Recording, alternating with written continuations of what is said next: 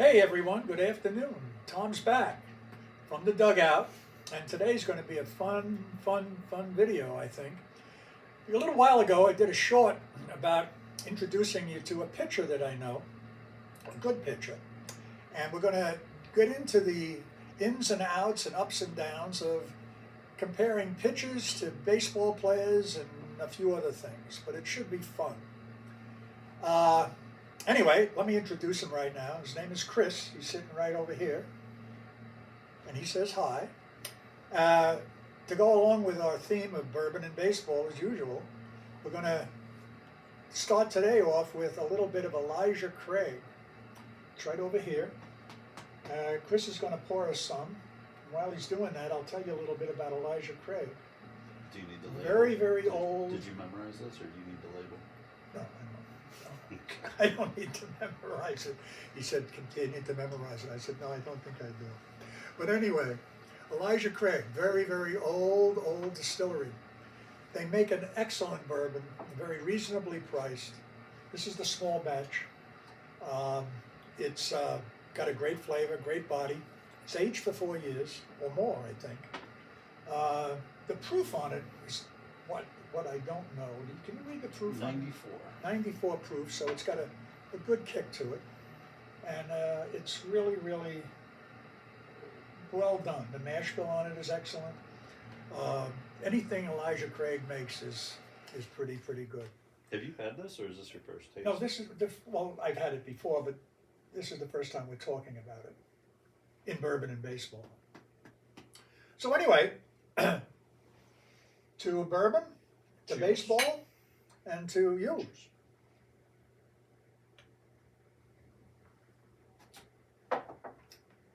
That's a nice drink. Okay, let's get down to it. I thought you were doing a bourbon thing first. I just did. Oh, we're just talking about a bourbon that we're drinking. Okay. We're not getting in depth on it. We can do that at another time. No, I thought we were talking notes. No, today it's about baseball, and we're just having a drink of bourbon.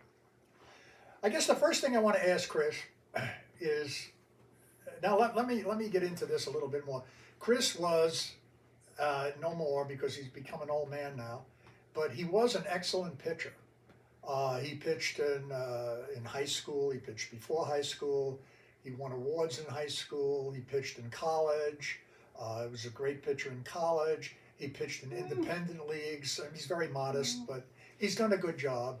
And a lot of people question he could have gone further, maybe to the major leagues, but he happened to fall in love, which ruined him. Yeah, nobody said I could go further. Anyway, I thought he would be the peaked perfect at person. college. I thought he would be the perfect person to talk about baseball, pitchers, and baseball. All right, first question. Kris, in your opinion, what is the difference between a pitcher and a baseball player? That's a question for the ages, I think. Well, I mean, it's a whole different game. Pitching and hitting, it's a game within a game. So that's why guys specialize. And you see from now even earlier age, there's kids specializing at 14, 15 years old at just pitching. But in my opinion, the best athletes at a young age tend to go towards pitching. And look at the game now. You got Shohei Ohtani. I mean, he's a generational player, and he's both, and he's arguably the best at both. Babe Ruth was a pitcher and a baseball player, so I think they can cross paths, they can cross worlds, but typically, you got such specializations, especially at the higher levels of baseball, that separate it. So they what you're saying is, what I'm getting from this is, all pitchers start out as just baseball players. Yeah. I mean, when you're 9, 10 years old, yeah, you're playing everything, and then hey, who wants to try pitching? And then the shortstop with a good arm, the coach sees it. Hey, let's get him on the mound, see what happens. The center fielder that can gun a guy out on a rope from the warning track, get that guy on the mound, see what he can do. So I think it tends to be coaches that see it and say, let's see what he's got on the mound. Yeah, looking back onto coaching baseball for a long time, that's kind of like the way it happens. Yeah. Yeah. When I think about it, the same way. When you see a young kid, who who has an arm, Mm-hmm. who can throw hard, it's like, hey kid, come here. Yeah, because everybody You know? wants to be shortstop, or a lot of kids like catching or whatever. They want to be in the action, and especially now where kids are specializing earlier and earlier, and all they do is pitch. You're not playing the game as much. So, young age, you want to be in the action the most. All right, going along with that train of thought, which I agree with. That I think that is the way it happens. When you do break out, which is usually, well, I would say, what, high school you break out into specialization? Yeah. No, in high school you can still do both, right? It depends on the high school. I mean, like where I went to high school, yeah, it was a tiny little high school, so you're doing both. But the more pedigree, the blue chip places, the blue chip high schools, they're going to specialize their kids. Like the St. Ed's of the world, Yeah. and stuff like that. Yeah. Okay.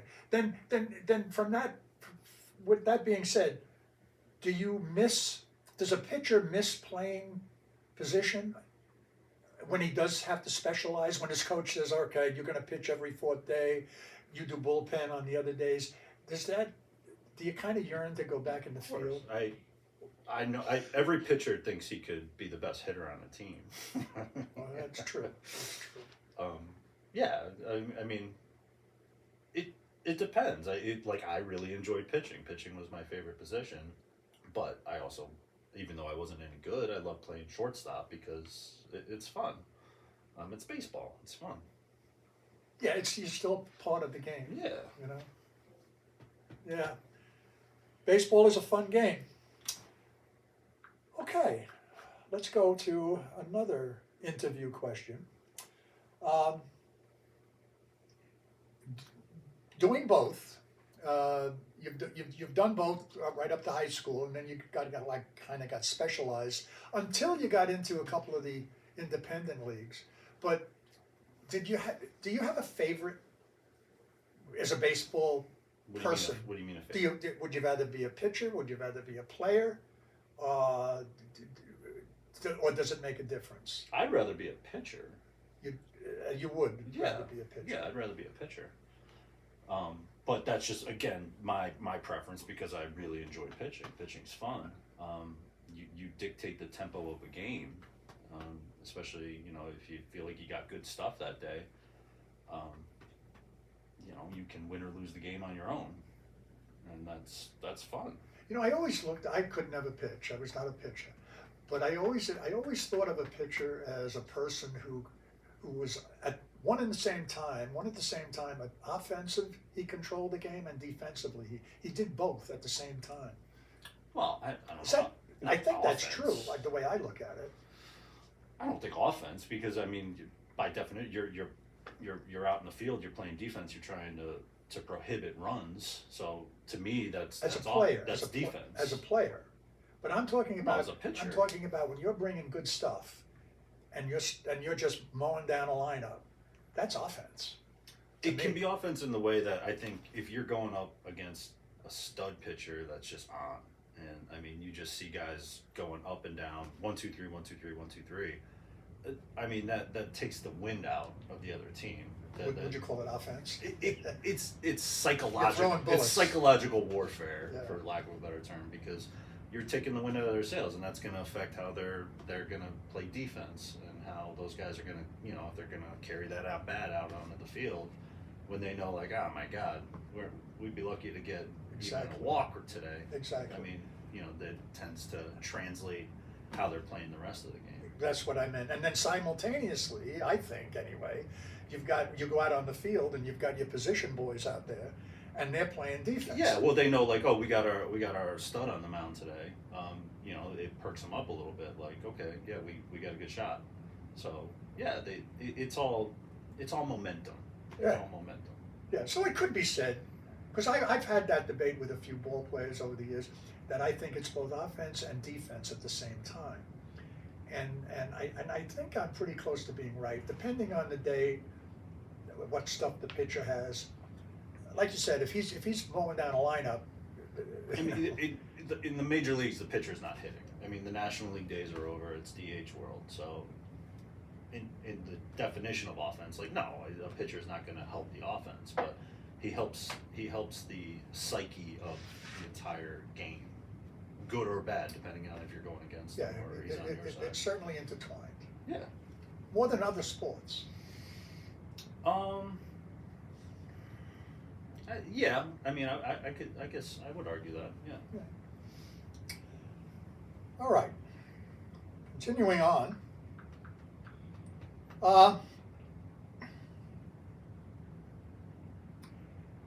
What is when you're told, okay, Kris, you're throwing the game today or tomorrow or whenever your coach says you're throwing, what kind of mental prep do you go through? And I know you have to go through it from talking to you all these years. You do go through a mental prep, but I've never specifically asked you exactly what that is. And it must be the routine of something. Yeah, I mean, the guys at the higher degree, I mean, look at a major leaguer today. So, a major league starter is going maybe 5, maybe 6 innings because it's all analytics now. And they know if a batter strikes out, they're going right back to the dugout and they're getting on their tablet and they're looking to see exactly how the pitcher is pitching them. And they're looking at their hot and cold zones, and they're trying to see what they have that day, what they don't have that day, what they're relying on, their pitch sequence, and I think now they're more shy to not let a batter see a major league pitcher for the 3rd time in a row or 3rd time through the lineup, because all the analysis that is in the game today that goes into that batter's head, and these guys are fantastic hitters, obviously. They want to get a new arm out there and a fresh look out there, and different pitches, different angles, different slides. They just want a fresh, a different view. So when I was pitching, it was just, okay, I warm up, and I might know the team, I might not know the team. If it's a tournament, some team from 3 states away, I don't know anything about them. But I would just look at, for instance, the way that they're standing. So if a guy has a big, wide open stance and his leg is out far and he's a righty in the box and his front foot, his left foot is pointing towards third base, I'm going to see if he can hit the outside corner. So, you got to come all the way across the plate there. So you're going to see if he can hit it. Yeah, I'm going to see, And if okay, he well, I'm can't, going to try you that throw it outside again. corner. Okay. And if he looks really crappy on that swing, Throw well, it guess again. where the next one's going. Okay. Yeah. So Makes yeah, sense. when I was playing, it wasn't as detailed as it is now. You knew a little bit about the other team in college, and you'd go over some of their trends, and you had maybe some spray charts or something from the other coaches in the league. But now there's video on everybody. You didn't sit there with a laptop in the dugout. No, but now high school kids have video on other opposing Yeah, players, so it's a yeah. different world now. Oh, But, yeah, yeah. and that has impacted the way that pitching is. I remember my high school coach was an old school guy, and he'd give me the ball and he said, "Your game, win or lose," and I was in the whole game. But now it's again 5th, 6th inning. We did a video on that, of why there will never be another 300 game winner, and one of the reasons was because of the analytics today. These hitters are so well informed on the particular pitcher that they're pitching against, and after 5 or 6 innings, these pitchers are being pulled, so they don't have a chance. Well, if they go Get 6, wins. that's a quality start, and they'll qualify. Yeah, but they have 4 innings to go, and if it's a 1-run lead, that could change and they'll lose the game. Well, yeah, I mean, a lot can happen, obviously, Exactly, in the latter innings. exactly. But, yeah, I don't know if Guys they'll don't pitch never. high anymore. I don't know if there'll never be another 300 game winner, but the odds are certainly less long. today than they were 20 years ago. Exactly. The Yeah. odds are long. Yeah, I agree with that. I think the closest one is Kershaw, and he's only got 2 something. And Verlander's got him. I- Verlander, is he at 300? he's not a 300. No, I don't believe. We'll have to look that up. Yeah, but I don't know. I don't think he is. Yeah, I think it'll happen again. It's going to be a more momentous thing. It's not going to be as not like it was frequent before. Just a point of information. Do you know there's 24 guys that have pitched 300 games in the 300 right. game club? And coinciding with that, and I find this interesting for the folks at home, there's been 24 perfect games. That's kind of cool. 24 300 game winners, 24 perfect games. Just the numbers kind of like line up. How rare it is. It's so special. Yeah, how rare it is. Yeah, it's so special.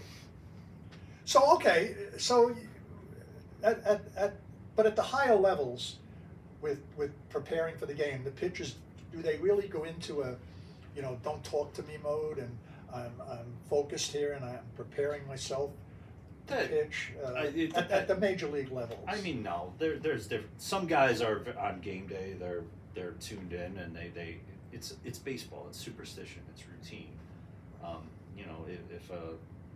If you don't have your fried chicken before the game, you're going to lose, type of deal. And a starting pitcher is going to be a big goofball maybe the other four days, but that fifth day he's in his routine, and as teammates, you know what he is, and you want him to do well, so you respect it. The only time I know a teammate is not going to talk to you is if you're throwing a no-no or a perfect game. Then it's the unwritten rule: stay away, don't talk to him. You're talking about a no-hitter. I saw this particular game that you pitched, and you went 9 innings, and you pitched a no-hitter and lost the game. Wow. Do you remember that? Yeah, that was. Think about that. You pitched a no-hitter and lost the game. Well, yeah. I mean, that's. And I know you don't want to talk about that, but it just came into my head. Yeah. It was 1-0. Yeah, it was just very pathetic. It was and a couple walks. You walked off with your head really down. Really bad error. But I don't even count that as a no-hitter. Like, how the hell could I pitch a no-hitter? I know it's an error and it's not a hit, but I still. Yeah, it's frustrating. It's an ugly no-hitter. It's an ugly one. Yeah, that doesn't. I don't count that as a no-hitter. All right. Even though it is. But we won't talk about that. I don't count. Pitching style. Now, let me make sure I can explain this right. I wanted to ask you, what is your pitching style? And what I mean by style, do you depend on? I know you can pitch fastballs. I know you can pitch curveballs. I've watched you pitch change-ups. Are those your 3 main pitches? My curveball is I can do like a slider action on it. So you can throw like a slurve type thing? Yeah, I'll throw it just different speeds on the curveball, different arm angles, different slots. Okay, when you're on the mound, do you have a predominant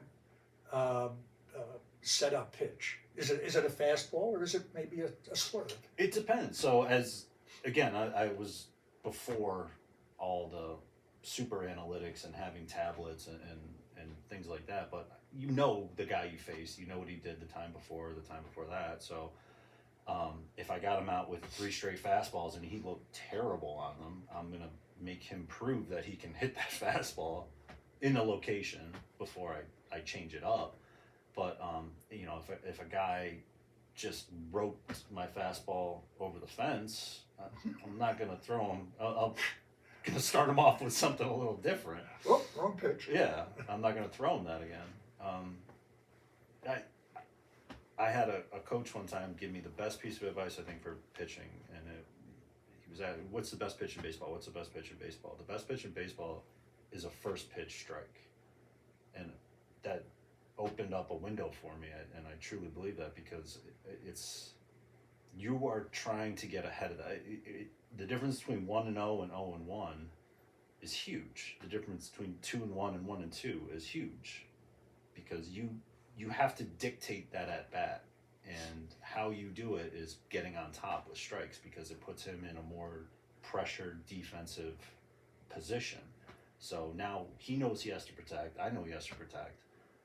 So you put that little 2-seam that looks like it's going to be a ball and then might cut back in the zone, or you throw that little slider that looks like it's So a you strike can and dives out. you can open up your pitching style. You open up your repertoire. Yeah, you open it up and you widen the zone. Yeah. And he's you got only swing. do that by Yeah. getting on top of that guy. Right. But you don't want to, best pitch is a first pitch strike.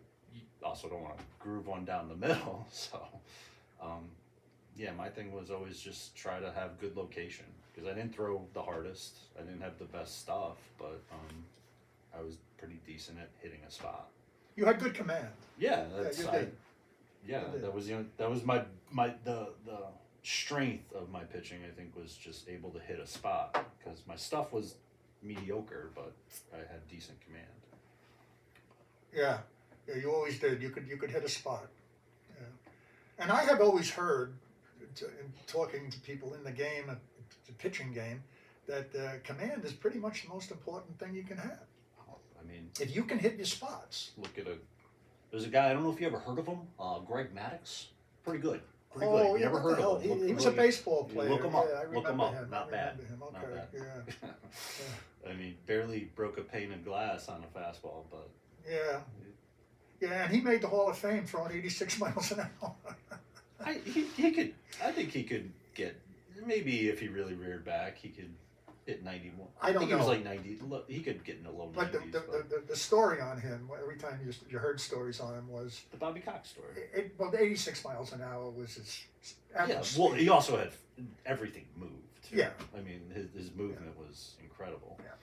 I mean, if you can hit spots, you're going to become a good pitcher. You can get far hitting Yeah. spots. Yeah. Make changing speed. All you have to do, it's hard enough to hit a baseball. All you have to do is disrupt that batter's timing by a couple milliseconds. A couple milliseconds is the difference between squaring it up flush and going over the center field wall to getting out in front and rolling over to shortstop. Oh, sure it is. They say it's the hardest thing to do in baseball. The hardest thing to do in sports, right? In sports. I believe that, yeah. A lot of people do. I believe a lot that. of people do. I think there's other sports that the guys are more athletic than baseball players, but I think the hardest thing to do in sports is to hit a manual Class A cutter at 102 miles an hour. Before we get off of that topic, with the command part, is that something that just comes with time, or do you have to practice command? Oh, you practice it. It's It's all mechanic. It's anybody that's ever played golf. It's the same thing as, God, that was a beautiful shot. What did I do? Well, you have to repeat that same motion every single time.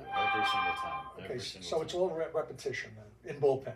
Yeah. To get command, Yeah, to keep to command. know exactly where your release point is, where your momentum is, where your balance points are. Yeah, to hit that spot 60 feet, 6 And inches that usually away. only comes after many years of pitching.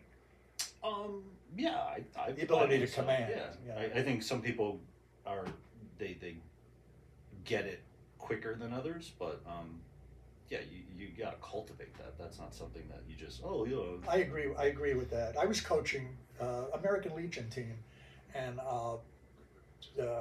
one of the pitches was not hitting spots at all. He was putting them right down the middle, and Sounds one like of the other you coaches just had a bad coach. Well, one of the other coaches said to me, he said, he doesn't have command. And I looked at him and I said, he's 14, 15, 16, 17 years old. I said, how can a kid like that get command? Well, you show him what he's doing wrong. I mean, why doesn't he have command? Is he takes time. Is his shoulder pulling out because he's rushing his balance, or is he not opening up right away? Is he getting it over his? I mean, there's reasons why you don't have it. Yeah, but being a pitching coach is very special, I think. Yeah, compared to just being a baseball. Well, it's like any coach. I mean, a quarterback coach is special. Right. The goalie coach is special. They're all special.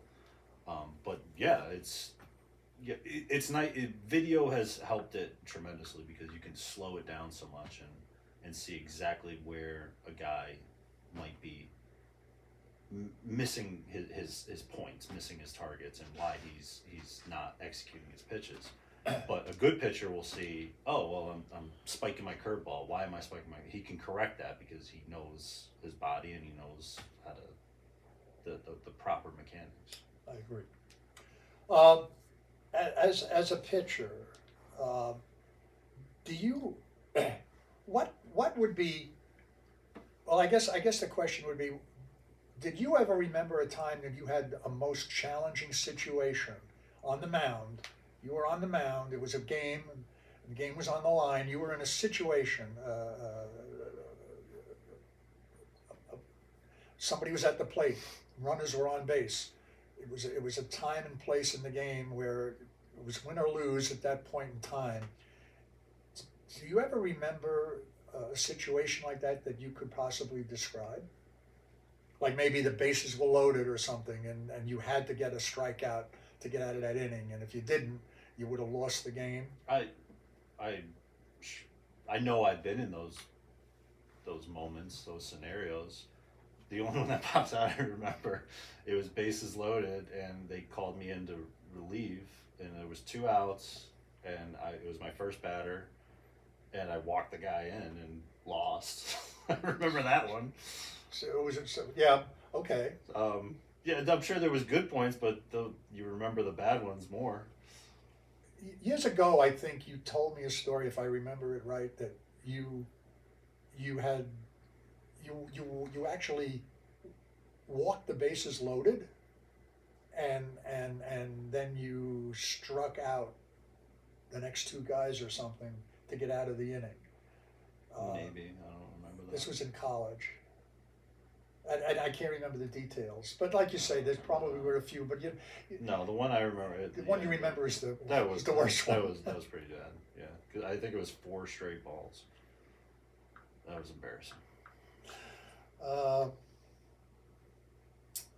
Tell me about the importance of your catcher. How important is your catcher? Oh, it's huge. It's huge. I know you've had some battery mates that you're friends with through the years. Like Zach, and you and him did really well together throughout the 9 innings of a game. But how important is that to have a catcher that you're very confident in? Well, I think it's huge because, like, for instance, with Zach, he knew what I would like to throw in certain counts, but he would also push me a little bit to throw the other pitch because he studies baseball. That guy lives baseball. And if he thought there was a better pitch, sometimes the pushback is nice. Like, if I don't think I have my changeup early on in a game, for instance, at 1-2 count, he'll keep calling it because he wants to get it in the batter's mind. Like, oh, he's got a changeup too. Even if I'm spiking it, even if it's nowhere near the plate, it's still something in the back of the batter's mind that he has to contend with. Another pitch that he has to be aware of.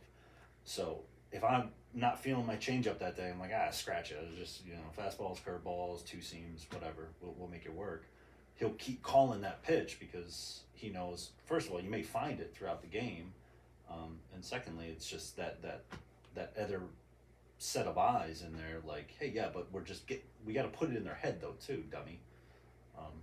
And also, it's the guy that you're playing catch with, just as friends, and you're out in the outfield working on a pitch. And then all of a sudden you might see, a number 5 come down. Like, what the hell's the number 5? Oh, yeah, I know what he wants. That pitch that you've been working on out there. Interesting. Yeah, Interesting. It's a relationship that obviously it translates very well out to the mound. Yeah, I had heard that, a pitcher and a catcher is a very symbiotic relationship. It really is, and you just said why.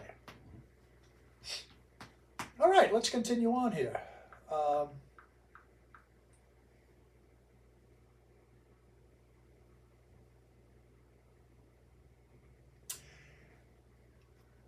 What's the most important attribute or attitude?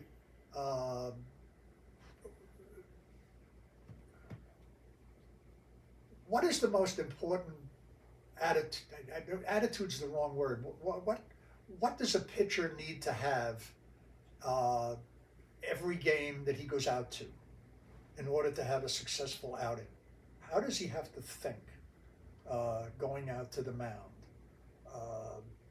Is there a certain mindset, a thought process that he has to have? Confidence and execution. Confidence and execution. And confidence. does that come from the bullpen that you warmed it up? It comes from everything. It comes from your preparation. It comes from your coaching. It comes from your study before. It comes from how well you're feeling that day. But just being confident in your pitching. That every pitch you throw it with confidence, and execute that pitch to the best of your mechanical ability. You go out if you're going out timid. A good hitting team is going to feel that, and your curveball is going to be flat. You're going to hang your fastball. It's nibbling. Have you ever heard the term nibbling? Yes. Don't nibble. Attack the strike zone. Attack it with confidence. So even if you have a hitter, and I've seen this happen to you in a game or two, but one game especially, there was a hitter that kind of owned you for game after game. You couldn't get him out, but you kept attacking, and There was then a few. and then finally you got him, and you when you finally did get him, he kind of tipped his hat to you, and you kind of like gave him the high sign, like finally got you, and it was like you had to have that confidence though over and over that I'm going to get this guy, I'm going to get this guy, I'm going to get this guy. Well, yeah, I know. I remember. He was just a slappy hitter. Yeah, but he I always never got struck you. him out. I got him out, Yeah. but I never struck But him he out. always got you. Because he was I a know, he slappy put the hitter. bat He out. always He just did. contact. He's a great contact guy, Yeah. and it annoyed me.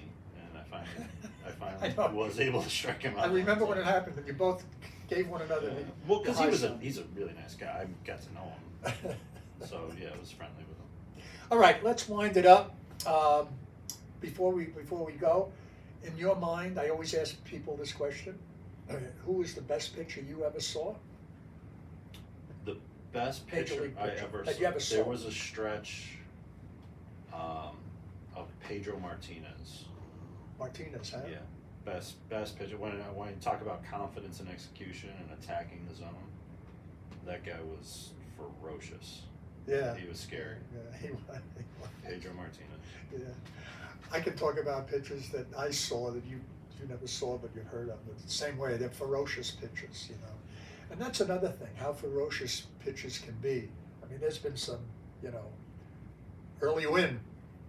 Hey, if my own mother was out there and I had to get her out, I'd throw her inside and hard, you know.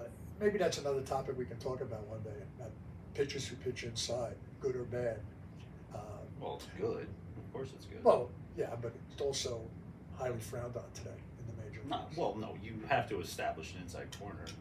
Hitting a guy, I'm fine with. You just don't headhunt. But But when you're pitching you inside, go right for a nice kidney shot. It can hurt. But it shouldn't just because you don't like the guy. I mean, something happened. A message that should be sent. Just don't throw it at his head. But I'm fine with hitting the guy. That's true. Well, I enjoyed myself. I hope you did, and I hope our viewers did. If you did enjoy this, please like and subscribe and comment if you will. And until next time, Kris, thanks for coming.